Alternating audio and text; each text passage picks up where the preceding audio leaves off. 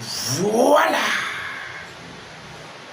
Mbote, mbote, mbote, ba Congolais, mbote na bino, ba internaute, mbote na bino, ba abonné ya Dr News, ba papa pe ba maman, mbote na bino, ba diaspora, mbote na bino, to zwami na esengo, epele, surtout, tant bozo kota, na succès pour le kapoyeba, payer la kineneni, payer la mokineneni.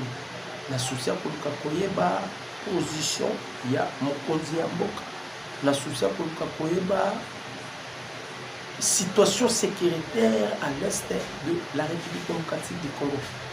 Bande ko ba Congolais du père et de mère, tout le bakame de foi, un véritable Congolais, un Congolais authentique, après collection coloté sans kaiba bande ko na ye ya est malala kineneni. Bande konaye ya este banamoki ndenge nini, surtout pour le kapoyeba pe état de santé ya mokonzi ya mboka.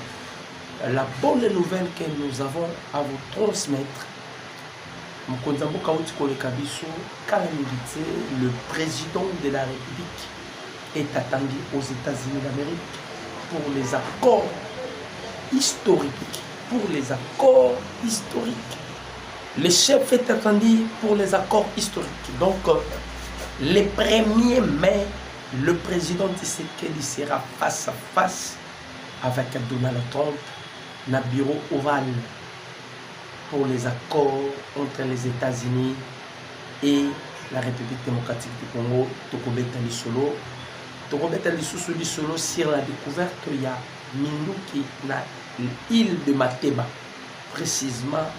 Na boma bandeko baza na Congo central bayebi lisolo tokobeta lisolo ya bitumba entre le président du conseil national, cour constitutionnelle, ainsi que le président de l'Assemblée nationale, bazo bendana tokobeta masolo pe makambo ya nanga. Pourquoi pas parler aussi de Joseph Kabila, surtout que la famille Kabili bloquée à tel point que baza épuisé tokobeta masolo. Bande ko ba Congolais like l'émission, commenter et partager le lien. Mokonzi mboka auti ko voyage. Vous savez que bakoro ebundisamaki à tel point, mais tellement que le président Félix a une mission très sûre. Et loba nango papa nangai Gilles Moulembo, le grand prophète Gilles Moulembo. Alobi Tshisekedi a la mission. A la mission précieuse. Tellement qu'il a une mission, bandeko. Batba bundi saki accord, surtout les prêtres catholiques. Faut boyeba. Le Congo a été envahi par l'église catholique et les Arabes. L'église catholique va côté là qui côté ya ouest et les Arabes ne va côté là qui côté à est. Donc pour la Bango, le Congo ne peut pas être délivré. C'est que wana nzambe ya Gilles Moulembo azanzambe te. C'est que nzambe ya Gilles Moulembo azanzambe te. Pour la Bango, il ne voulait pas que le Congo ici et Kangola mati. Mais nzambe azela ki le moment prépice. Et puis ça cabine au bandeko ba Congolais. Nzambe azela ki le moment prépice. Il a suscité un oiseau rare. Oh, Herman Cohen a lobby depuis que le Congo, c'est la toute première fois que le Congo soit président à modèle. Le président Tshisekedi a bouleversé le monde. Quelqu'un qu'on a traité d'illettré, d'un vaurien, il ne sait jamais à ça les côté. Mais Mouto Bofingi, il est tratangaté. À combien de niveau? Ya kosili Samaele ya batu pona nini Kagame a des millions pour corrompre 13 Kaikom. Parce qu'à comme il souka, non? À comme il souka. Vous sous-estimez, vous minimisez. L'histoire parle de Tsiki. Dans la Bible, les premiers mai, le président Félix sera face à face avec Donald Trump. Ça, c'est déjà l'émergence de la République démocratique du Congo. Le pays, à l'époque de Joseph Kabila, la RDT, on était sous la malédiction. Et si vous voyez un Congolais qui réclame le retour de Joseph Kabila, bon, mais maillé, na église Kimelo, la lumière du monde, bon, mais maillé pas Gilles Moulemu. A soit délivrance appropriée, a soit délivrance appropriée. Comment un Congolais peut réclamer le retour de Kabila avec tout ce que Kabila a fait dans notre pays? Kabila avait détruit ce pays. Il avait amorcelé les Congos. C'est que le président Félix Antoine les a pris à rachat. Il est accompagné avec des hommes de Dieu.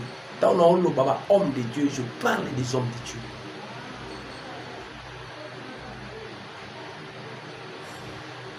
Je parle des hommes de Dieu.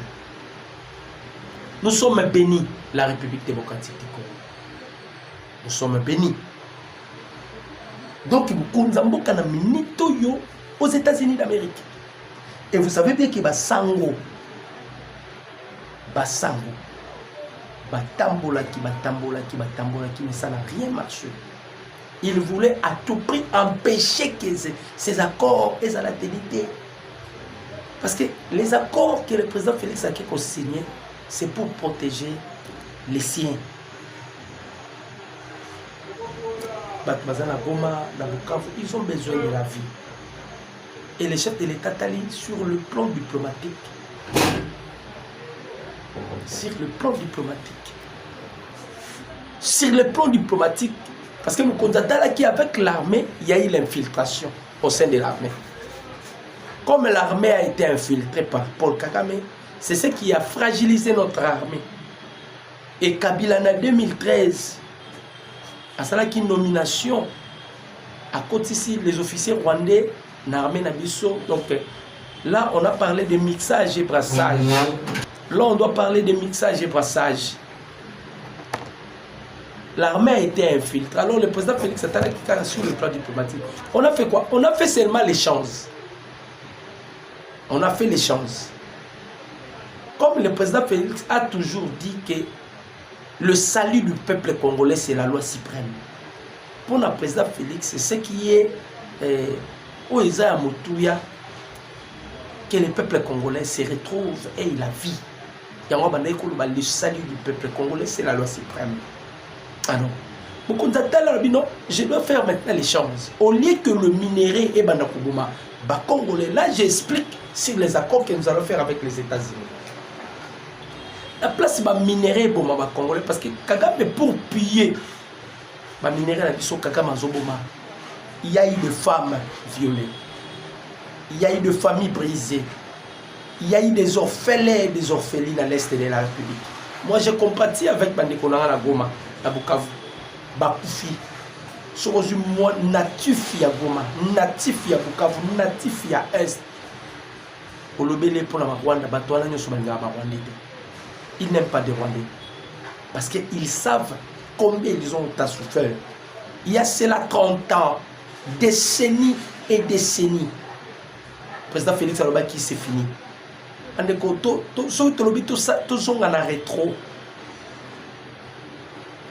Vous savez que le seul pays bon à partir or, c'est le Vatican. Les prêtres catholiques sont au courant parce qu'ils font aussi piller de l'or, non? Alors, on a beaucoup non. Makila est congolais, ils ne sont pas nébélés. Donc, ça, l'accord américain. Tu sais, américain, na place boti na Kagame aya kabo makaba. Bo stopper Kagame, bo ya bo joie minerai mais bo protéger peuple congolais. C'est ça. le président Félix a signé avec les Américains. Ce sont des engagements sacrés. Ce sont des engagements sacrés. Maintenant, après les catholiques, vous allez voir même Moïse Katumbi, ils sont affaiblis. Avec de tennis, bateau, qui prêt à couper ta biso. On préparer pour c'est seulement que Nzambe, il y a des Congolais, Nzambe ya mawa, à Boyaki, les Congolais, parce que Dieu travaille, Dieu agit. Surtout qu'il y a eu des hommes de Dieu. Il y a eu des hommes de Dieu. Dans nos là, au sein de Nzambe Gilles, Moulimwe, Papa Gilles Moulimwe, l'église pentecôtiste, la lumière du monde. Dans nos en guise de cause, parce qu'il y a des hommes au Babon de la Kanzambe à Solo. Il y a des hommes au Babon de la Kanzambe à Solo. Les Congolais implorer compassion à Nzambe. Nzamba Yoki Mawa, il a touché les cœurs des gens. Dieu a touché. Parce qu'il est le seul qui peut toucher les cœurs du pharaon. C'est Dieu. Dieu est le seul qui peut incliner les cœurs du pharaon. La Bible dit ceci: le cœur du roi est dans la main de l'Éternel comme un courant d'eau. Il incline partout où il va. Ça m'a 6 minutes pour la Congo. Et Dieu avait accompagné le président Félix. Le plus grand succès, il y a Félix Antoine Tshisekedi Tshilombo. Ce qui a fait que le président Félix a protégé, c'est parce que tant que la mandature le président Félix a même le peuple congolais na martyr. À ça la prière mibali. Première prière à Senga pardon pour nos prédécesseurs Bamobutu, Bakasavubu, Bamouze, na Joseph Kabila. Le deuxième prière, le président Félix a dit Nzamba Kita. Bible Zoloba, Dieu honore ceux qui l'honorent. Tant le président Félix a sala qui est le Kouana, Nzambe a décidé de descendre et Dieu a descendu. Bouta la succès. Bouta la lolenge mukonzambo kasokende. Obstacle les athées. Ça, ils ont signé que non, ça c'est Dieu. Le président Félix aux États-Unis, tête à tête avec Donald Trump. Donald Trump n'est pas n'importe qui, c'est le président des États-Unis, le premier puissance du monde. Les Lobanzini, tout solo là, tout ça là-bas, accord. En contrepartie, il faut protéger le peuple congolais. Maintenant, Boyoka. Cornéna. Nangalobi, bien qu'il y a des accords, les autres signalés. Au côté de la Ménipem, Bissou de Rotikate. Aussi, mais nous allons poursuivre notre guerre jusqu'à Kinshasa. Nanga vous rêvez. Nanga vous rêvez. Nanga vous rêvez. Je veux vous dire quelque chose, Maneko. Manango bazo rêver. Joseph Kabila Tanwazaki Mokondi. Joseph Kabila Mokondi. Et comme à un moment où Joseph Kabila cherchait à la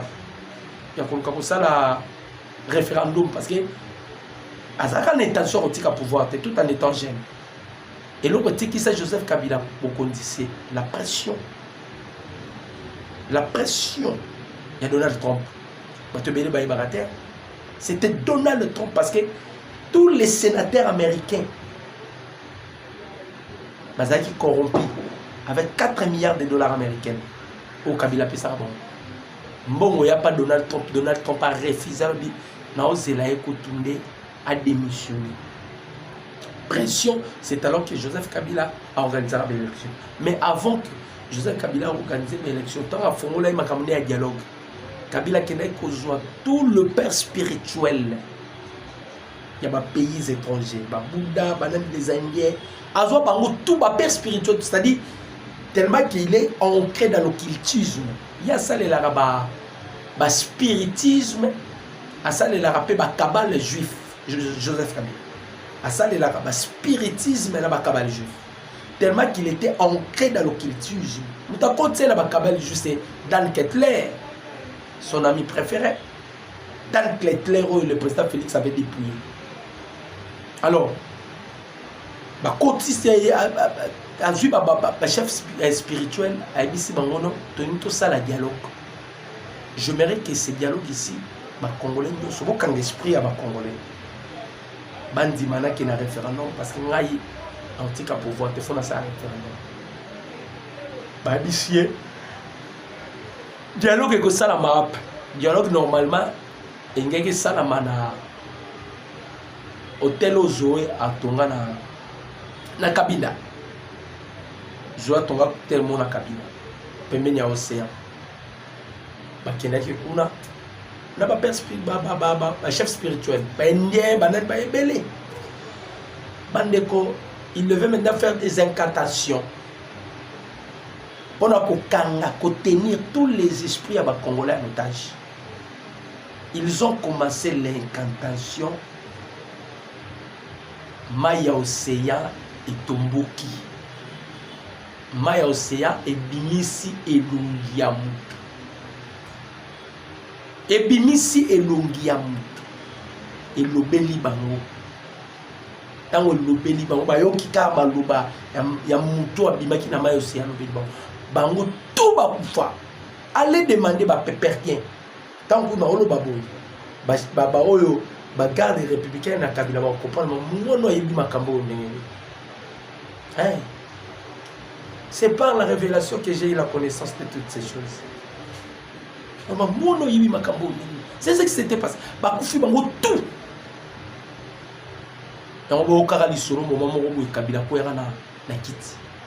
C'était des signes. Kabila avait petit. C'était des signes. Le pouvoir, quand ça passe par pouvoir serait kéyi. Si tu continues à s'entêter, tu t'affrontes avec les esprits. Si tu n'es pas fort au Kokoya. Parce que pour combattre un esprit, il faut que toi aussi tu sois un esprit. Pour combattre un esprit, il ne faut pas venir avec la chair. L'esprit d'abord, ils ont les corps invisibles. Ils ont des corps, mais ces corps sont invisibles. Et aussi, tu dois aussi devenir invisible pour combattre ce qui est invisible. Et donc, c'est Joseph Kabila. Donc, on a décret Tiakoui. Maintenant, Kabila Keyi, ils veulent encore revenir. Azopo Sanama Kambo Nyos Salama. Ba chameau blanc naïe, il a tué tous les gardes-corps pour le chameau blanc naïe. C'est-à-dire, le président Félix il faut que soit un angle purement spirituel. Il y a des moments où les choses sont vraiment. Il a bouleversé tous les calculs. Bamindele Bavanda. Bamindele. Bamindele Basala, chaque impérialisme. Lorsque la puissance coloniale, c'était de 1884 à 1885, Bavanda a sur même table parler du Congo. Non, parler de l'Afrique, partage l'Afrique de la Berlin. C'est ça, la néocolonialisme. Mais bazoka décision en Afrique va vous permettre mon écolo à diriger Colonel.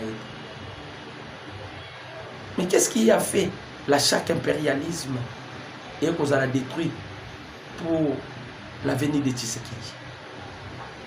Qu'est-ce qui a fait cela? Il a bouleversé tout. Tout. Et les loyaux, on parle des accords historiques. Maintenant, Bananga, le quoi va y éviter? Ah bien non, ils vont poursuivre la guerre. Vous pensez-vous que vous faites la guerre avec un homme normal? Mais vous faites la guerre avec un esprit. Vous cherchez à combattre un esprit. Dans la Kabila,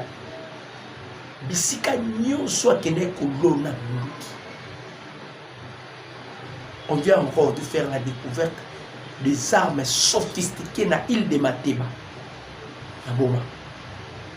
Dans l'île de Mateba, il y a une entreprise à Kabila, les Alakawana. il de Mateba ya bango et il de Mateba na ba meka un peu kolandela o mona ka ke e kanga bala Kingakati parce que Kingakati c'est ça tellement moulaye kotati ba Congo.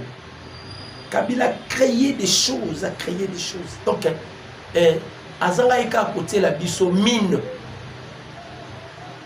que va congolais nyoso so ba nyati ba kufa azanga côté la biso mine que so ba congolais nyoso ba nyati fo ba kufa. Ils ont tout planifié, ba préparer nyoso donc que komona iso mandoki na île de Mateba. Donc, pas tellement il travaillait ou il collaborait ou il abandonnait au sala avec Bamobundo. Parce qu'ils sont des bandounou, non? Il utilise, alors qu'on utilisait Bamobundo. Quand on a récupéré Saddam, le numéro 1, Bamobundo, il a cité le nom de Sassou Nguesso. Tout à la présidente de Sassou. Et le nom de Joseph Kabila. Abibangonde Bakolo Mobundo. Sassou. Osons combattre un pays qu'on ne peut pas combattre. Ça, tu t'opposes à l'ordre divin. Vous combattez le Congo. Le Congo est le pays sacré. Extrêmement sacré. Pas si carrément parce que beaucoup de Congolais ignorent. Les lots qu'on valait à la Congolais sont à travers le président Félix parce que Nzambé a ça le laakam tout le monde. Pendant ce temps, Dieu utilise Tshisekedi. Il est l'instrument par lequel Dieu utilise pour que le peuple congolais reçoive l'indépendance. Parce que le Congo n'a jamais été indépendant. Nous dépendons toujours de la communauté internationale. Et Dieu voulait maintenant utiliser quelqu'un pour que ce pays soit indépendant. Et l'instrument par lequel Dieu a jugé bon de utiliser, c'est le président Tshisekedi. Voilà pourquoi tout le monde a la mission. Voilà pourquoi tout le monde a la mission. Donc la minute totozo babino ba congolais déjà ba disposé. Bato ba na moyen ba zu ba avion ba kei. Ils veulent voir en face le président Tshisekedi. Ils veulent voir en face Tshisekedi. Mamonana Donald Trump quand ils vont signer des accords. Bandiko. Président Félix dans les locaux de Timoukondambo Salina armée au caméra téléménaki. Autant l'image à Soda de la Sepela. J'espère que vous avez appris Soda au Sepela. Ce que Soda pour eux a remis pour Tshisekedi. Mais vous savez que caméra téléménaki bango. Caméra téléménaki gouvernement. Pour se justifier par Maté Basoda. Vous avez la facilité à côté les mines armées pour Maté. Mais lorsque vous êtes incapable de sanctionner les Rwandais, d'accuser les Rwandais. Matata Pogno Bakanga Ebo, caméra télé, non immunité naï.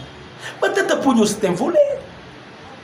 Pourquoi caméra vous se mêler dans ma camion ce maintenant il y a un bras de fer entre Dieudonné Kamuleta et Vital Kamerhe. Bras de fer. Dieudonné Kamuleta est le président de la Cour constitutionnelle. C'est lui le président du Conseil supérieur et de la magistrature. Maintenant ils sont en guerre. Kamerhe veut maintenant défendre Matata Pogno. Trop mon nom aussi spécial parce que dossier Bukangalonjo dans la liste Moulaï. Pas liste ça Moulaï dans dossier Bukangalonjo. Ils ont volé des millions de dollars.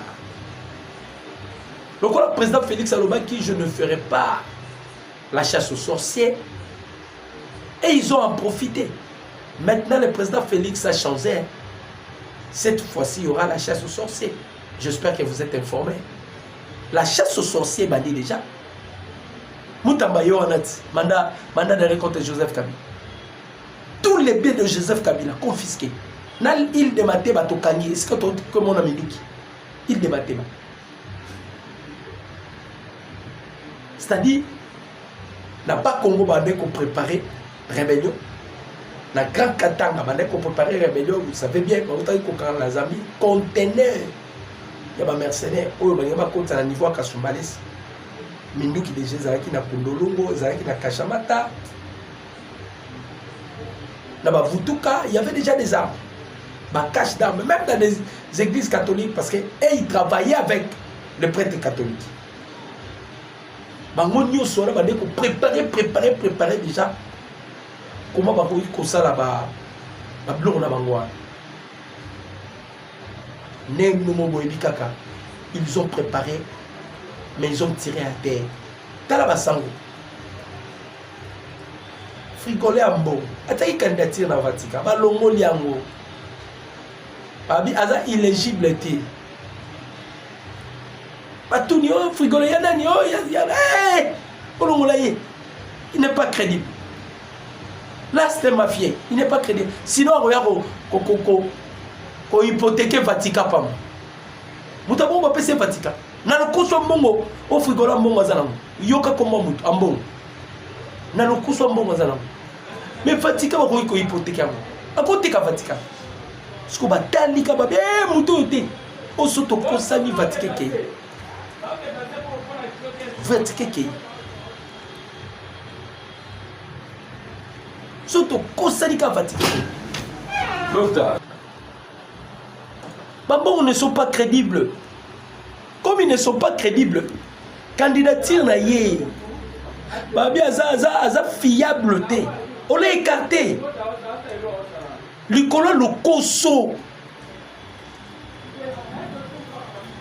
Dans la chance il devait être cardinal, mais à cause de le coso qu'on lui a mon Kagame. Frigola mo. À cause de qu'on lui a mon Kagame. T'as pas ngoli candidature. Babi bolongo. Mandé au tsaba candidature. Ba monika frigola mbo lokola oni muto te akoya oteka Vatican akoya koteka Vatican ye pona mbongo il est prêt à tout muto kenati na wanda obi Paul Kagame aza président moko exemplaire yo président zo beng exemplaire Paul Kagame Donald Trump abi ce président est malade yo frigola mbongo. Tu voulais blanchir Paul Kagame. Du quoi mbongo le koso. Bah pesa bango ba téléphone ba iPhone ba français. Pour tripoter les élections.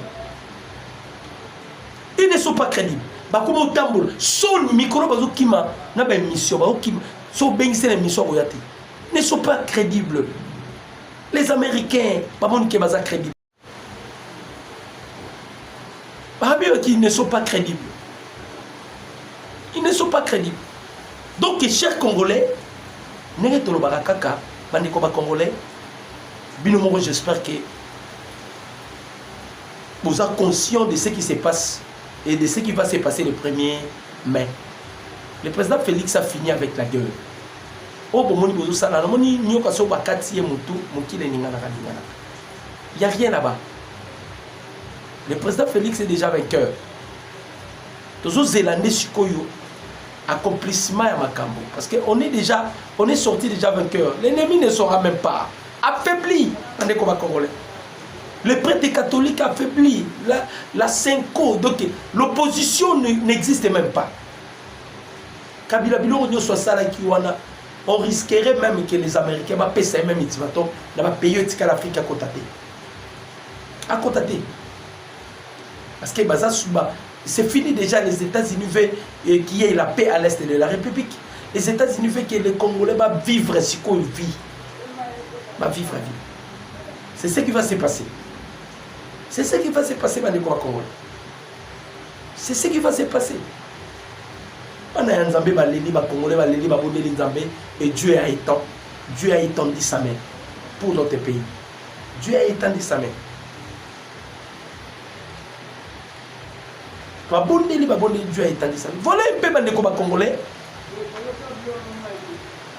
Kamereza au Pessimbo avec Dieudonné Kamouleta, le président de la Cour constitutionnelle. Donc Matata Pogno ne sera pas épargné.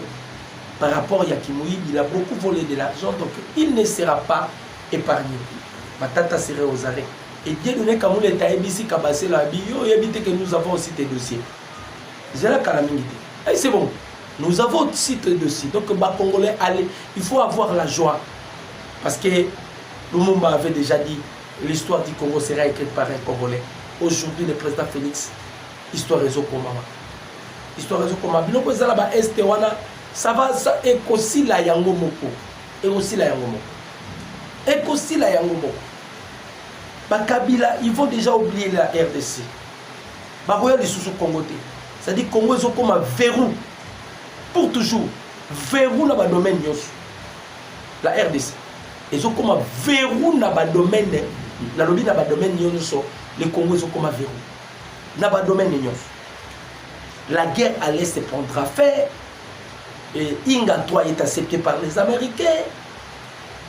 Pour Yabanan et Zosalema, vous voyez que l'économie sera boostée très bientôt là. Et nous allons vivre une vie paisible. Surtout que en 2030, on parlera aussi sur la transition énergétique, dont le Congo sera le cerveau moteur de cette transition énergétique. Parce qu'on aura besoin de lithium.